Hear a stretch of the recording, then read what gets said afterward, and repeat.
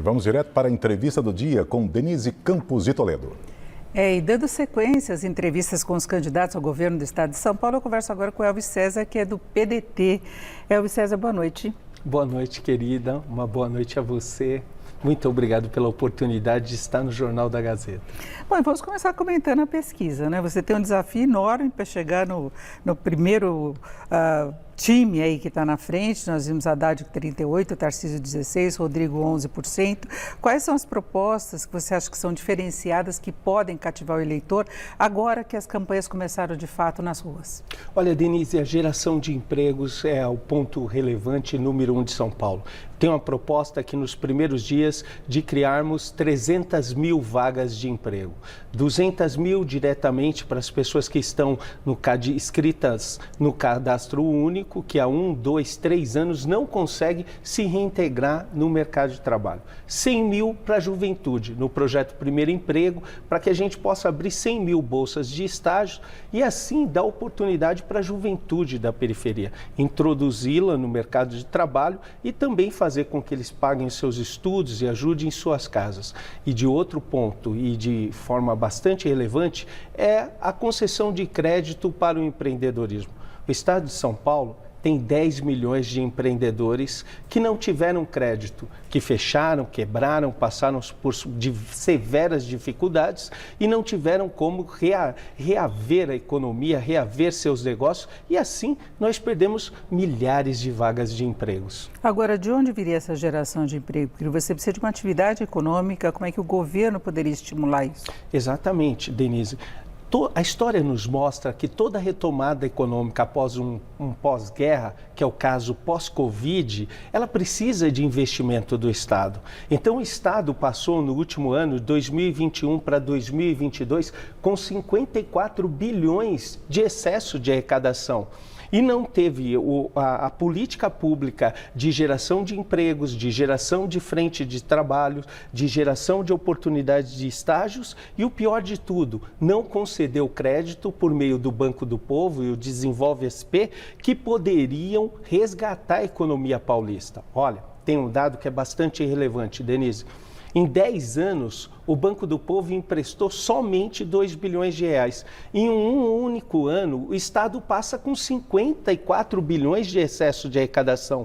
Ou seja, no meu governo, você que é empreendedor, você que não consegue uma recolocação, já tem um plano estratégico. Você terá acesso a crédito com juros baixos para reaver os seus negócios e assim a gente gerar milhares de empregos. E aí o gerenciamento das finanças do Estado, como é que ficaria? Porque o Estado já perdeu com o corte do ICMS sobre os combustíveis, sobre energia elétrica, tem a perspectiva de um crescimento menor da economia do país no próximo ano, uma desaceleração, juros ainda altos, calibrados pelo Banco Central. Nesse contexto, como é que seria o gerenciamento das finanças? Se nós não reavermos a economia por meio dessas medidas que eu acabei de assinalar, a consequência será muito pior para o estado de São Paulo, porque nós teremos mais pessoas na linha da miserabilidade e mais moradores de ruas e teremos menos empreendedores produzindo e gerando empregos. Tem um dado que é bastante claro, 21 milhões dos empreendedores do Brasil,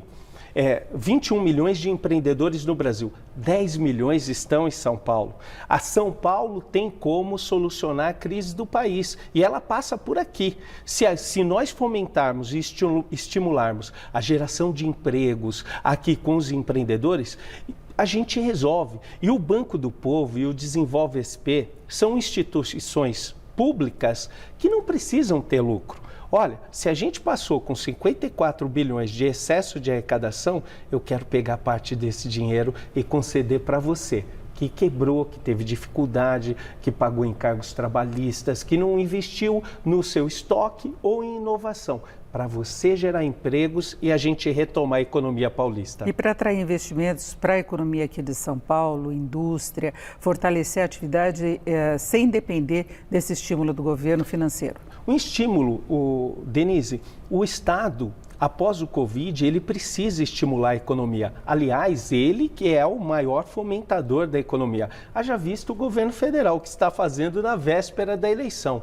O que a gente precisa fazer com clareza? Verificar onde a indústria paulista está pagando por alguns vetores, pelos impostos caros. Por exemplo, a indústria de sapatos. Em Jaú, em Franca, nós temos alíquotas de 18% do ICMS. O Mato Grosso pratica 12%, o Minas Gerais 3%, Rio Grande do Sul 6%. Nós temos uma dificuldade muito grande, há um desmonte da indústria paulista. Outro ponto bastante relevante, que eu não concordo de forma alguma, são os valores absurdos dos pedágios. São travas de desenvolvimento econômico no estado de São Paulo.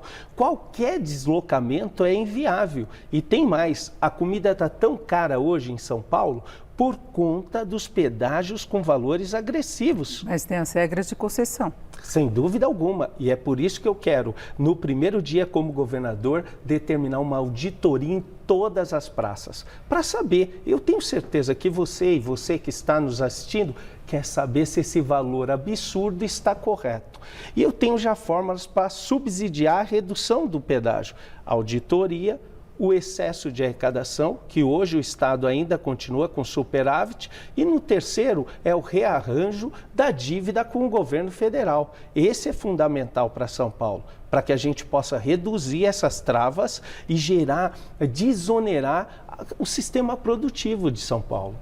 Agora, aproveitando, quais seriam os seus planos na área de infraestrutura, não apenas na questão de transporte, mas também de transportes?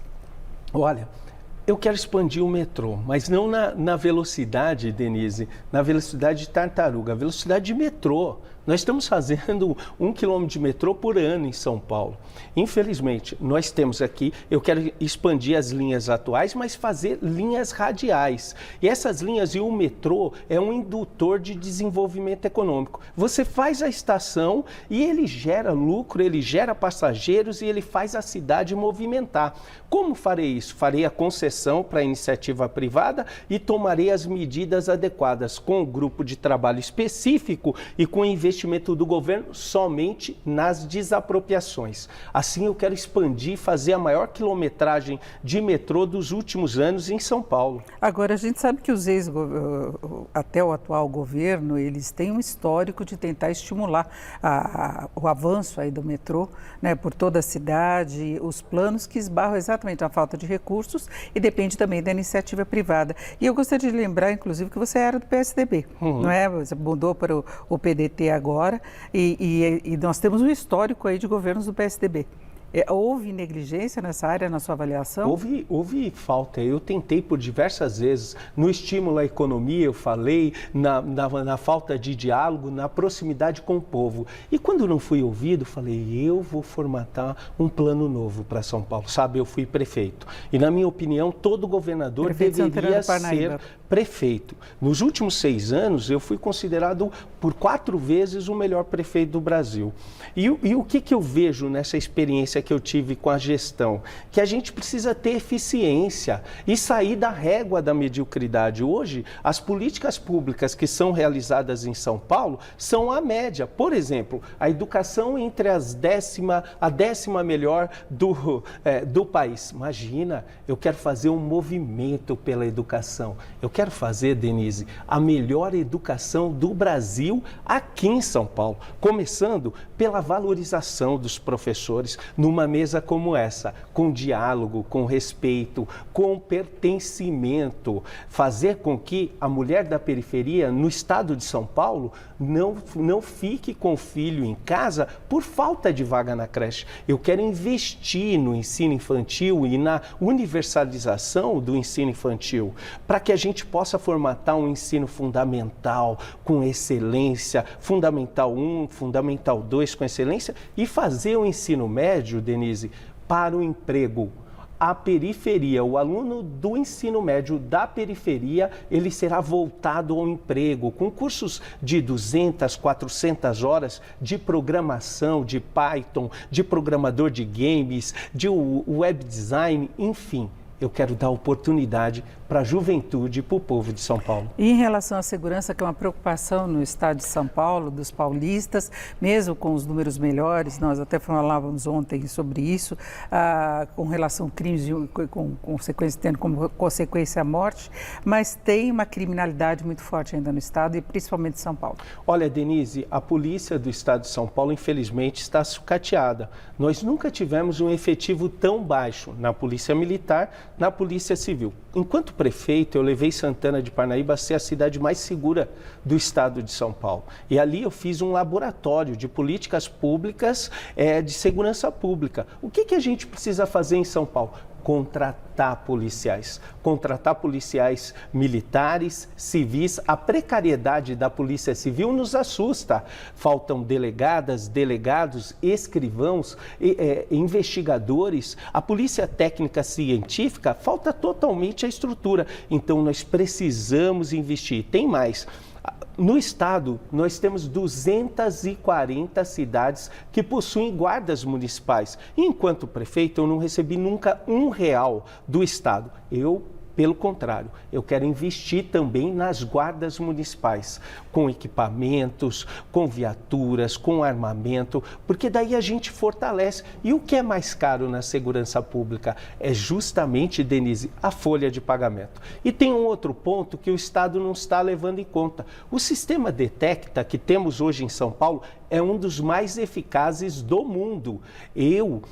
Infelizmente, só as cidades ricas que instalam esse sistema. Agora, enquanto governador, Elvis, eu vou instalar em todas as regiões metropolitanas de São Paulo a cerca virtual do crime. Nenhum carro, produto de ilícito, mandado de prisão, receptação, roubo, furto, vai circular por toda São Paulo e gerando mais economias para o crime. É assim, investindo na polícia, valorizando, contratando, na guarda, com tecnologia, que nós vamos fazer de São Paulo verdadeiramente um estado seguro. Agora, Elvis, me chama a atenção que você fala muito em planos de investimento nas várias áreas, em melhoria de educação, em creche, para que as mulheres possam trabalhar sem a carência que nós temos atualmente, ampliação do metrô, aceleração, redução de pedágio. Então, você tem falado de vários pontos que podem implicar redução de receita do Estado e, por outro lado, um aumento muito forte do gastos, concessão de empréstimos. Você tem uma planilha do quanto isso significaria em termos de custo? Dá para financiar? Porque a gente sabe que sempre tem muita promessa de campanha em qualquer esfera, né, de candidatura. Mas como executar tudo isso? Eu tenho mais que uma planilha. Eu tenho uma equipe trabalhando isso. E nós estamos verificando, acompanhando o orçamento do Estado mensalmente, que passa com excesso de arrecadação todos os meses, acompanhando as fórmulas de como fazer, por exemplo, o metrô, nós faremos concessão, mas com mais rapidez, com eficiência, com o Estado trabalhando com eficiência e próximo de todo desenrolar. Toda essa estrutura que fica paralisada no metrô é porque não há uma liderança na formatação das políticas públicas para implementar a concessão. Mas você defende privatizações também?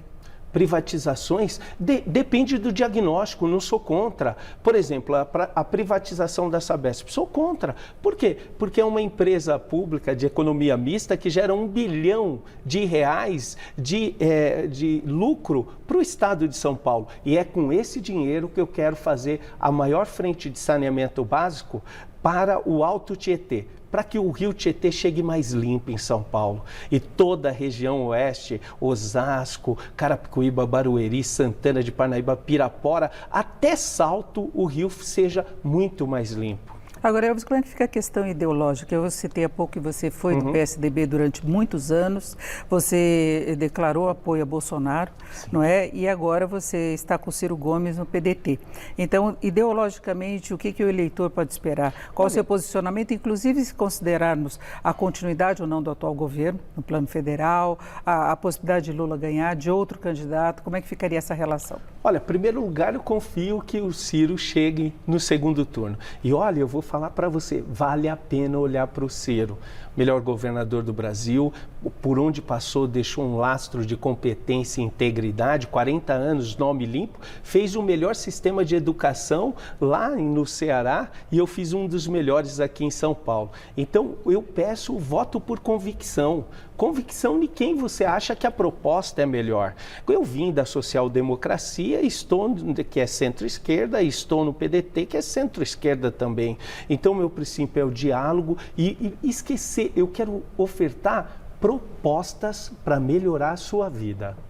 Propostas de gerenciamento mesmo do Estado. Eu estou até com um livro aqui, o nosso telespectador pode estar estranhando, é Como Tornar a Sua Cidade a Melhor do Brasil, é de autoria do Elvis César.